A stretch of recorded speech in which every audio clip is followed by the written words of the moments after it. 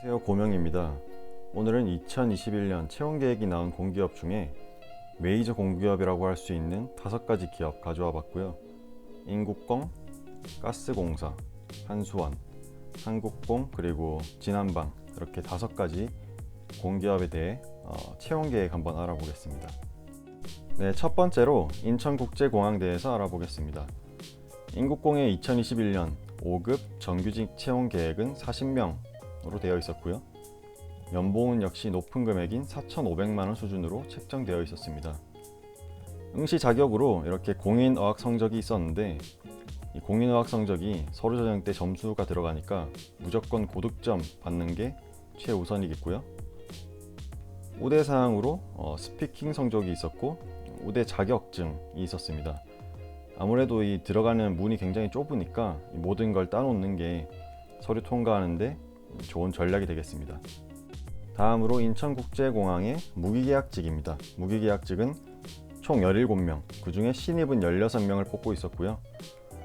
방제직이라고 해서 소방직, 야생동물 통제직, 특수직군만 뽑고 있었습니다. 연봉은 약 2,200만 원 정도로 책정되어 있었고요. 특이했던 점은 체력 검정, 소방공무원 체력 시험 6개 종목을 평가하고 있었고, 역시 특수직답게 자격증들이 필요했었습니다. 한번 읽어보시길 바랍니다. 다음으로 인천국제공항의 고졸 채용과 체험형 인턴 부분입니다. 고졸 채용도 공인어학 성적이 들어가니까 고득점을 받는 것이 최우선 전략이겠습니다. 체험형 인턴 같은 경우도 165명이라는 작지 않은 인원을 2회 분할해서 뽑고 있었고요.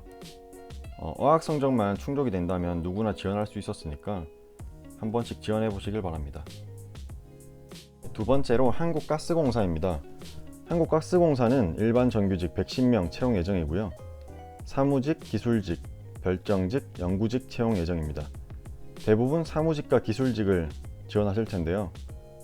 우선 경력 2명을 빼면 108명 채용 예정이고요. 연봉은 역시 4,500만 원이라는 높은 금액을 보여주고 있었습니다. 서류 전형이 대부분 적부로 합격 불합격을 결정짓기 때문에 가장 중요한 건 이 필기 전형인데요. 흔히들 말하는 고인물 분들이 많기 때문에 공부량이 이 합격 여부를 가른다고 생각합니다.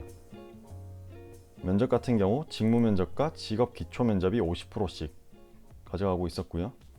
역시나 우대 사항으로 자격증 가산점이 있었습니다. 네, 다음으로 한국가스공사의 고졸 채용 부분입니다. 기술직으로서 12명 채용 예정이었고요. 다른 기업과는 다르게 고졸과 대졸에 큰 차이가 없을 정도로 큰 액수의 연봉을 보여주고 있었습니다. 역시나 필기 전형이 굉장히 중요해 보입니다. 다음으로 가스공사의 체험형 인턴 같은 경우는 기술직은 없고 사무행정과 고객 지원 부분만 150명 채용 예정이고요. 지원하실 분들은 이 계약 기간을 한번 보시고 전략적으로 준비해 보시길 바랍니다. 다음으로 한수원 한번 알아보겠습니다. 한수원의 일반 정규직 채용 계획은 407명으로 되어 있었고요. 모집 분야 같은 경우도 훨씬 광범위한 직군을 보여주고 있었습니다. 전일제 대졸 수준 360명과 기타 채용 47명이라고 채용 계획이 되어 있었고, 근무지는 주로 경북 혹은 경남, 그리고 전남 영광, 수도권과 가장 가까운 곳은 대전 정도가 되겠습니다. 연봉은 4,200만 원 수준이라고 되어 있지만 성과급 별도 그리고 직군 및 근무 형태에 따라 상이라고 되어 있는 것처럼 제가 알기로도 4,200만 원보다는 더 높은 수준인 것으로 알고 있습니다.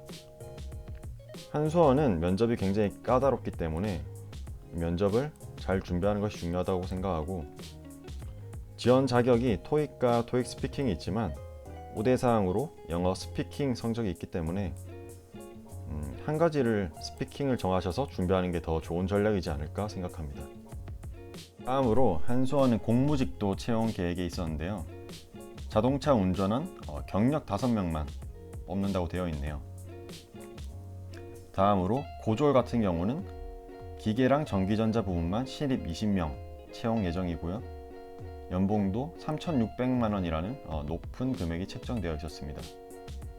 한번 읽어보시길 바라고요. 체험형 인턴도 가장 많은 인원인 700명 정도 뽑는다고 되어 있네요. 1차 채용과 2차 채용이 있으니까 전략적으로 준비해 보시길 바랍니다. 네, 다음으로 한국공항공사입니다.